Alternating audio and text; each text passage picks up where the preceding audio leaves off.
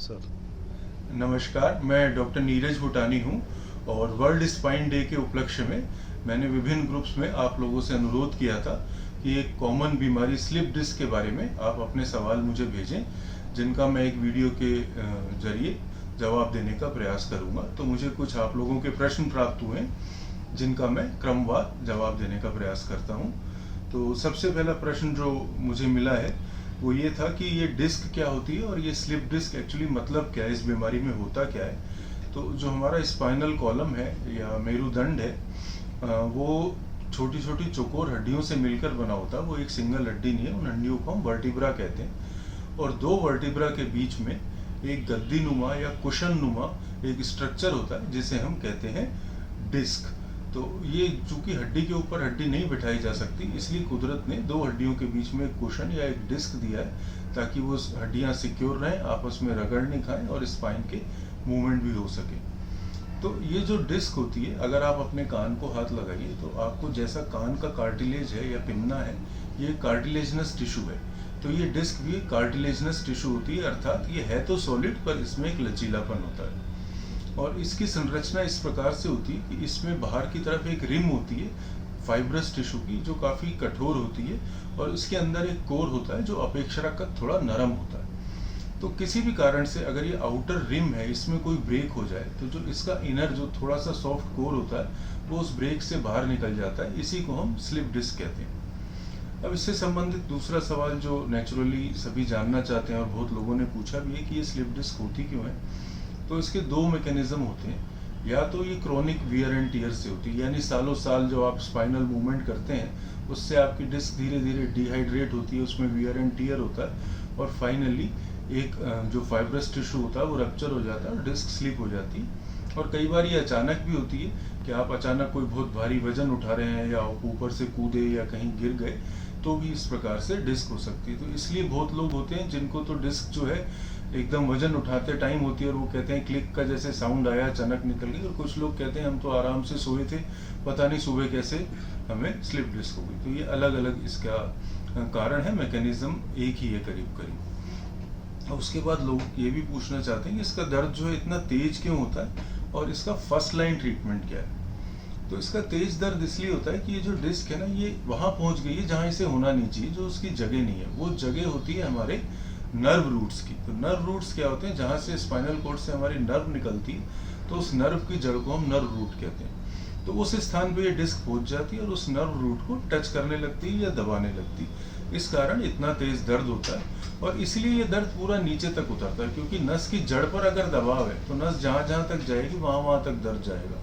तो slip disc कमर में भी होगी तो दर्द अंगूठे तक आ सकता है। और इसका फर्स्ट लाइन ट्रीटमेंट जो होता है, आमतौर पे हम आपको ये एडवाइस करते हैं कि एक तो आप रेस्ट करें ताकि आपकी डिस्क जो बाहर निकली है रीएडजस्ट हो सके, और इसके साथ में दवाइयाँ दी जाती हैं जिसमें एनाल्जेसिक या इन्फ्लेमेशन कम करने की दवाइयाँ होती हैं। और एक प्रकार की दवाई होती है जिसको हम कहते हैं नर्व मेम्ब्रेन स्टेबलाइजर। तो ये जो रूट के ऊपर, नर्व रूट के ऊपर की जो मेम्ब्रेन होती है, झिल्ली, जहाँ डिस्क दबाव डालती है, तो इस झिल्ली को ये स्टेबलाइज करते हैं, इससे दर्द कम हो जाता है। अब इसी से संबंधित कुछ लोगों ने ये भी पूछा है कि दवा खाने से क्या होगा, पेन किलर से तो पेन ही ठीक होगा, डिस्क तो अपनी जगह पर वापस जाएगी नहीं। और कुछ लोग पूछते हैं कितनी लंबी दवाई खानी होती है। तो इसमें सिर्फ पेन ठीक करना उद्देश्य नहीं है, नर्व मेम्ब्रेन को स्टेबलाइज भी करना है, इन्फ्लेमेशन भी कम करना है। तो एक्यूट फेज में तो दवाई खानी पड़ेगी। अलग अलग मरीज का अलग अलग होता है, किसी मरीज को 2 हफ्ते ही दवाई खानी पड़ती है, किसी को 3 से 6 महीने तक खानी पड़ती है। इसमें एक लोगों ने ये भी पूछा है कि इसमें एमआरआई कराना जरूरी है क्या, केवल एक्सरे से हमें पता नहीं चलता है क्या। तो एक्सरे से भी हमें अंदाजा लग जाता है स्लिप डिस्क का, क्योंकि जब ये डिस्क स्लिप होती है तो जो दो हड्डियां या दो वर्टिब्रा के बीच का अंतर है वो एक्सरे में थोड़ा कम नजर आता है। इसलिए कई लोग कॉमन भाषा में कहते हैं कि गैप कम हो गया, पर पूरी डिटेल नर्व की और नर्व कितनी दब रही है वो तो एमआरआई में ही पता चलेगी, इसलिए एमआरआई हमेशा बेहतर है। अब कुछ लोगों ने ये प्रश्न पूछा है सामान्य कि कैसे पलंग पे सोना है और कुछ गतिविधि, सीढ़ी चढ़ना, वॉकिंग, रनिंग और बेल्ट लगानी है कि नहीं। कुछ लोगों ने ये पूछा है जो स्पोर्ट्समैन है कि स्पोर्ट्समैन कैसे वापस रिकवरी करें। तो इसमें कैसे भी पलंग पे सो सकते हैं। पलंग थोड़ा सख्त होना चाहिए, कॉटन का गद्दा हो चाहे कोयर का हो, एकदम झूलने वाली मंजी या खाट ना हो। और बाकी जो गतिविधियां हैं उसके लिए हमें थोड़ा सा खुद ही असेस करना पड़ता है कि कोई एक्टिविटी ऐसी ना हो जिसमें कमर पे बहुत जोर पड़ रहा हो या हमारा दर्द बढ़ रहा हो।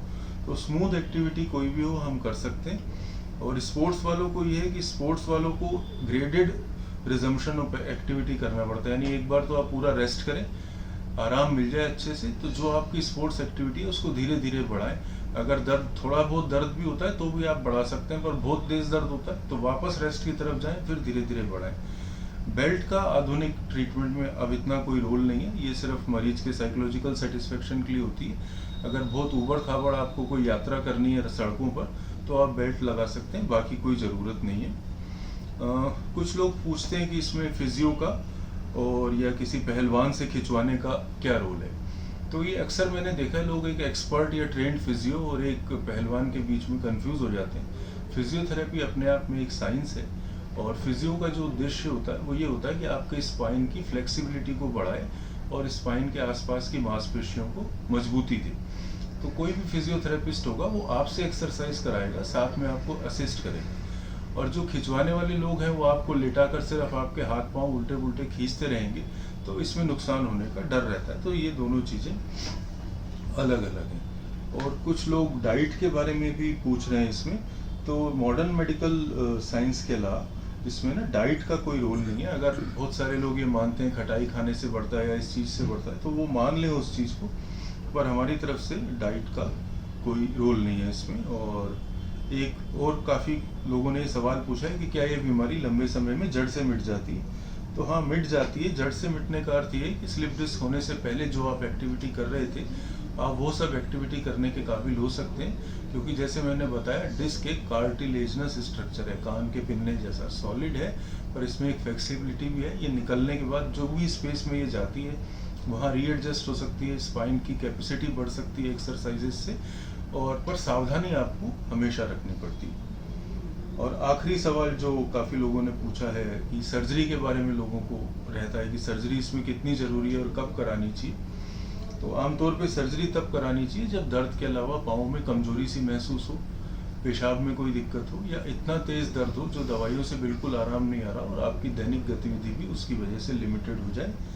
और सर्जरी काफ़ी हद तक सक्सेसफुल होती है। लोगों में ये भ्रांति है कि सर्जरी डिस्क की आमतौर पे सक्सेसफुल नहीं होती, ऐसा नहीं है। केस का सिलेक्शन केयरफुली होना चाहिए, और ऐसे केस अगर सेलेक्ट करेंगे तो ज़रूर लाभ मिलता है। तो ये सब जो आपके कॉमन सवाल थे, इनका मैंने जवाब देने का प्रयास किया है। तो धन्यवाद।